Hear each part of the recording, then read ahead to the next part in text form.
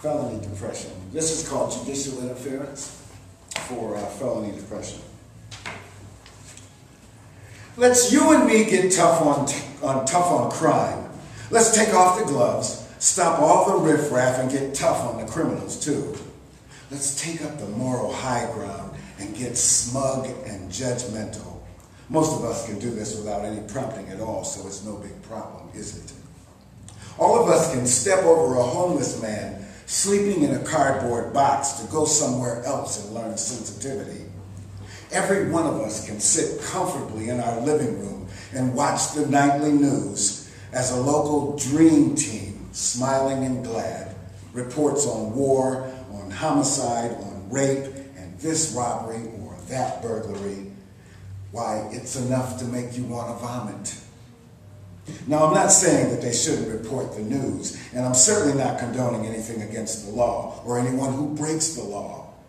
But what is there to smile about in the face of so much misery? All the time and reporting of perpetrators of grief and very little of the victims. Oh, by the way, she died 4 days later in a hospital room alone. Did you know Ruby Patterson? Yeah, I know they get their man. They get all their men and women. And almost every one of them has a 78% conviction ratio. Did I say 78%? And it gets worse. 98% of all people charged with a crime are found guilty or plead guilty. And this is so because 90% of the time the police make an arrest, they've got the right guy.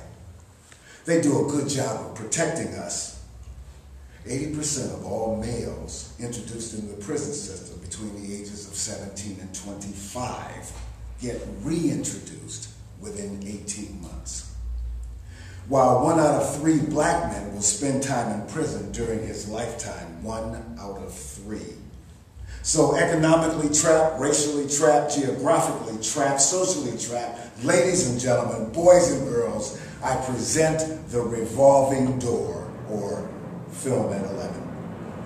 They get their perps and they get them again and again and again. Get them and make them 251-789, 263-937, 349-432, 403-678, 486-681. Did you hear what the number was today? And what the hell kind of piece is this anyway? Or is this just some trick to get you to play the lottery? I don't know, but the U.S. Department of Justice has determined that given the current rate of growth of the penal system, that by the year 2052, half the country will be in prison, while the other half will be working in criminal justice, i.e., judges, lawyers, clerks, paralegals, guards, counselors, unit managers, the whole shot. What that means is that everybody, and you too, will spend at least some part of your day in prison. It's come to this because prison has been our answer for everything. It responds to crime, unemployment, a depressed economy, war, and of course, less than desirable ratings.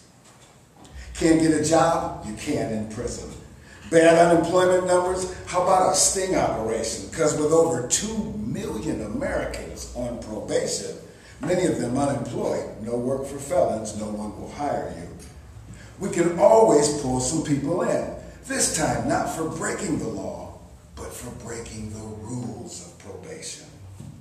In judicial economic circles, this is called warehousing. The numbers look much better now.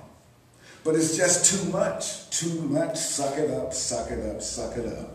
It's more bullshit than a beach got sand, more powerful than a speeding bullet, able to leap tall buildings in a single bound. It's steel and carved in stone. Suck it up, suck it up, suck it up.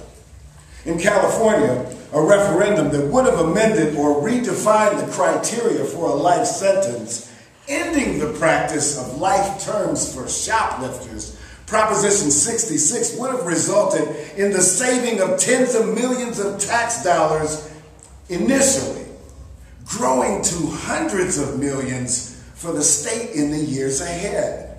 The referendum was vehemently opposed by the bad actor governor, in part because Proposition 66 would have released 26,000 shoplifters immediately. But it was an election year, And California leads the country in lottery cabs. And anyway, shit happens. This poem will not alter your perception of things, nor change our circumstance. Our knowing about what's going on around us will not improve primetime ratings either. They will continue to report the news, smiling, and all the victims will continue to be victims. The homeless, the felons unemployed, the economically depressed. And I will continue to be sick to my stomach, because here comes the judge. Here comes the judge. Here comes the judge. Yeah!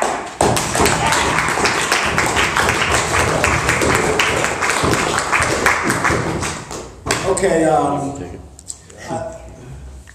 maybe one more. Gotta go, Joe? Gotta go, Jesse? Thanks for coming. Kids up early. Okay. Jesse, do you have a show tomorrow night? Yeah, we have the grill level. Spoken word show. You want to come up quick? Yeah. Lynn Walker's going to be here. Yeah! Lynn Walker.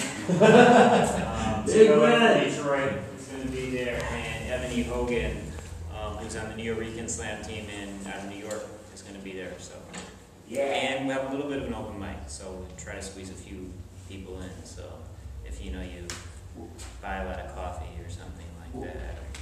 What time? By 8 o'clock. 8 o'clock. By 8 o'clock. And how much?